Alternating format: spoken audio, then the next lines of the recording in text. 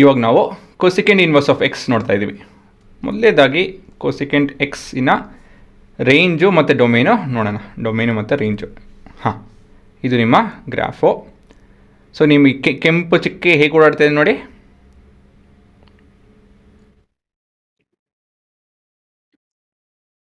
So ಈ ನಗುಮುಖ ಮತ್ತು ಇಂಥದ್ದು ನಿಮ್ಮ ಕೊಸೆಕ್ ಭಾಗ. ಈ ಸೀದಾ ಇರುವಂಥ ಗೆರೆ it's not part of your range or domain. ಆಯಿತಾ? ಸೊ ನಿಮ್ಮ ಇನ್ಪುಟ್ ವ್ಯಾಲ್ಯೂ ಎಲ್ಲಿಂದ ಎಲ್ಲಿವರೆಗೂ ಹೋಗುತ್ತೆ, ಎಲ್ಲ ಇನ್ಪುಟ್ ತೊಗೊಳುತ್ತೆ. ಆದರೆ ಈವನ್ ಮಲ್ಟಿಪಲ್ಸ್ ಆಫ್ π/2 ಈ ಲೈನ್ಸು, ಇದೊಂದು ಈ ಪಾಯಿಂಟು ಮತ್ತು ಈ ಪಾಯಿಂಟು ಇವೆಲ್ಲನೂ ಅದು ಇನ್ಪುಟ್ ಆಗಿ ತೊಗೊಳಕ್ಕಾಗಲ್ಲ. ಸರಿನಾ? So your input can be any angle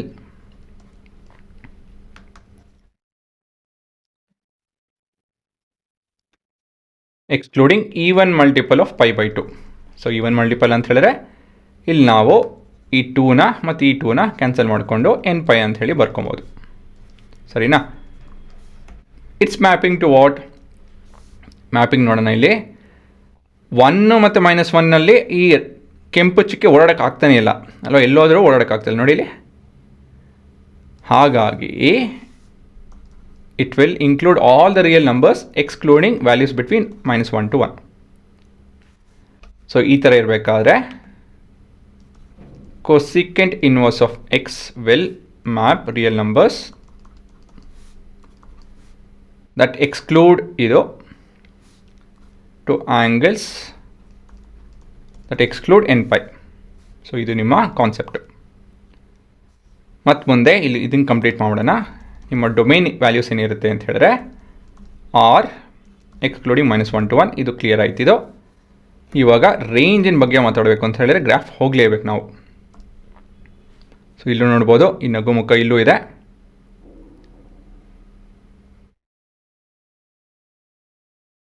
ಮತ್ತು ಈ ಗೆರೆಗಳು ಏನಂತ ಹೇಳಿದ್ರೆ ಇದು ಸೈನ್ ಇನ್ ಗೆರೆ. ಅದು ಉಪಯೋಗ ಬರುತ್ತೆ, ಅದೇನಕ್ಕೆ ಅಂತ ಹೇಳಿ ಹೇಳ್ತೀನಿ. ಸೊ ಇಲ್ಲಿ ನಾವು -1 to 1 ಇನ್ಕ್ಲೂಡ್ ಆಗ್ತಾಯಿಲ್ಲ, ಇದು ಈ ಇನ್ಪುಟ್ ಕೊಡೋದಕ್ಕಲ್ಲ. ಬಟ್ ಬೇರೆ ಏನೇ ನಂಬರ್ ಕೊಟ್ಟರು ಅದು ಔಟ್ಪುಟ್ ಕೊಡುತ್ತೆ ಅಲ್ವಾ. ಇವಾಗ ಈ ಬ್ರಾಂಚಸ್ ಬಗ್ಗೆ ಮಾತಾಡಬೇಕಾದ್ರೆ ನಾವು ಈ ಸೈನ್ ಇನ್ ಗ್ರಾಫ್ ಮೇಲೆ ಕಾನ್ಸಂಟ್ರೇಟ್ ಮಾಡಬೇಕು. ಈ ಸೈನು ಇಲ್ಲಿಂದ ಶುರು ಹಾಕ್ಕೊಂಡು ಇಲ್ಲಿ ಕೊನೆ ಆಗ್ತದೆ ಈ ಬ್ರಾಂಚು. ಕೊಸೆಕ್ ಬ್ರಾಂಚನು ಅದೇ ರೀತಿಯಲ್ಲಿ ಇಲ್ಲಿಂದ ಶುರು ಹಾಕ್ಕೊಂಡು, ಆಯಿತಾ, ಇಲ್ಲಿ ಬಂದು ಇಲ್ಲಿ ಕೊನೆ ಆಗುತ್ತೆ. ಸರಿನಾ? ಸೊ ಬೇಸಿಕಲಿ ನಿಮ್ಮ graph it will have branches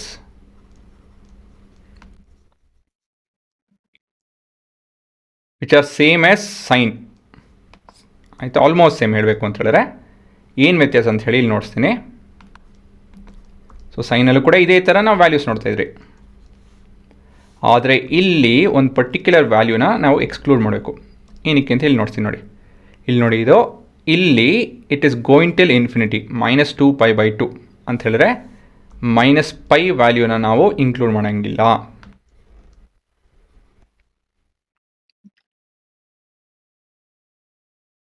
ಅದಾಯ್ತಾ? ಏನಕ್ಕೆ ಅಂತ ಹೇಳಿದ್ರೆ ಇಟ್ಸ್ ಗೋಯಿಂಗ್ ಟಿಲ್ ಇನ್ಫಿನಿಟಿ. ಇಲ್ಲಿ ನೋಡಿದ್ರಿ ನೋಡಿ, ಇಲ್ಲಿ -nπ are multiple of nπ include ಮಾಡೋಂಗಿಲ್ಲ, ಹೌದಲ್ವಾ? ಹಾಗಾಗಿ ಇದನ್ನು ಇನ್ಕ್ಲೂಡ್ ಮಾಡೋದಕ್ಕಾಗಲ್ಲ. ಮತ್ತು ಅದೇ ಥರ ಮುಂದಿನ ಒಂದು ಬ್ರಾಂಚ್ ನೋಡ್ತೀನಿ.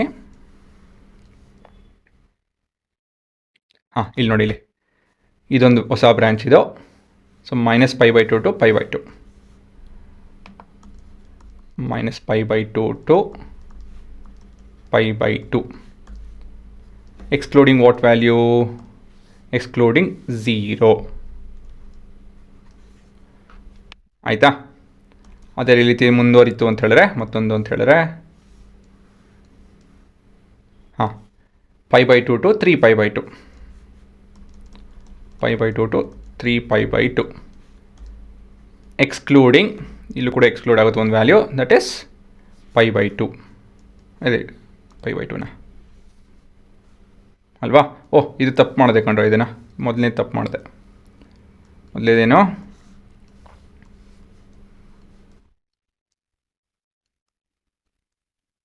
ಇದು -3π/2 to π/2, ಇದು -π. ಹಾಂ, ಸರಿ ಇದೆಯಲ್ಲ. Next 0, next pi value. ಬೇರೆ ಯಾಕೆ ಕಾಣ್ತದೋ? ಸರಿ, ಇವಾಗ ಇದರಲ್ಲಿ ಯಾವ ನಿಮ್ಮ ಪ್ರಿನ್ಸಿಪಲ್ ಬ್ರ್ಯಾಂಚು? ಸೈನ್ ಪ್ರಕಾರನೇ ಇಲ್ಲೂ ಕೂಡ ನಿಮ್ಮ ಪ್ರಿನ್ಸಿಪಲ್ ಬ್ರ್ಯಾಂಚ್ ಬಂದು ಇದು. So your principal branch is value including minus pi by 2 but excluding 0. So this is your square brackets, not small brackets. These are your square brackets.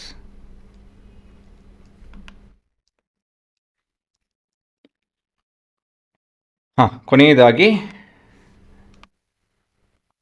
ಇಲ್ಲಿ ನಾವು graph ಚಿತ್ರ ಬಿಡಿಸೋಣ. ಸ್ವಲ್ಪ ಇದು ವಿಚಿತ್ರ ಅಂತ ಕಾಣುತ್ತೆ, ಬಟ್ ನಿಧಾನಕ್ಕೆ ಅರ್ಥ ಮಾಡ್ತೀನಿ ನೋಡಿ.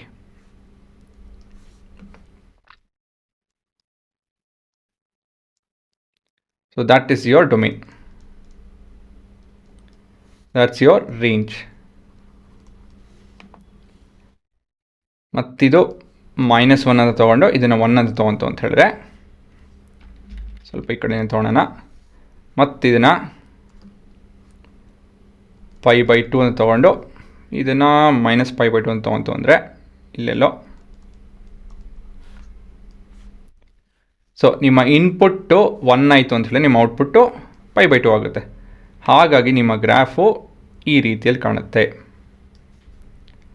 ನಿಮ್ಮ ಇನ್ಪುಟ್ಟು -1 ಆಯಿತು ಅಂತ ಹೇಳಿ ನಿಮ್ಮ ಔಟ್ಪುಟ್ಟು -π/2 ಆಗುತ್ತೆ. ಹಾಗಾಗಿ ನಿಮ್ಮ ಗ್ರಾಫು ಈ ರೀತಿಯಲ್ಲಿ ಕಾಣುತ್ತೆ. ಏನಕ್ಕೆ ಅಂತ ಹೇಳಿದ್ರೆ 0 ಹತ್ರ ಅದು ಇನ್ಫಿನಿಟಿ ಹೋಗಿ ನೋಡುತ್ತೆ. ಹಾಗಾಗಿ graph will look something like this. ಸರಿನಾ? ಸೊ ಇಲ್ಲಿ ನೋಡಿಸ್ಬಿಡ್ತೀನಿ ಎಲ್ಲಿದೆ ಅಂತ ಹೇಳಿ. ಈ ಭಾಗ ಕಂಡ್ರು, ಇದನ್ನು ನೋಡಿಸ್ತಾ ಇರೋದು ಈ ಭಾಗ. ಸೊ ಇಲ್ಲಿ ನೋಡಿ, ಈ ಥರ ಹೋಗ್ಕೊಳ್ತಾ ಇದೆ. ಇಲ್ಲಿ ಈ ಥರ ಶುರು ಹಾಕ್ಕೊಂಡು ಈ ಥರ ಹೋಗ್ತಾಯಿದೆ. ಇದು ಸೈನ್ ಇನ್ ಲೈನು. ಸೊ ಅದನ್ನು ತಲೆ ಕೆಡ್ಸ್ಕೊಳಕ್ಕೆ ಹೋಗ್ಬಿಡಿ. So basically this is your cosecant inverse of X.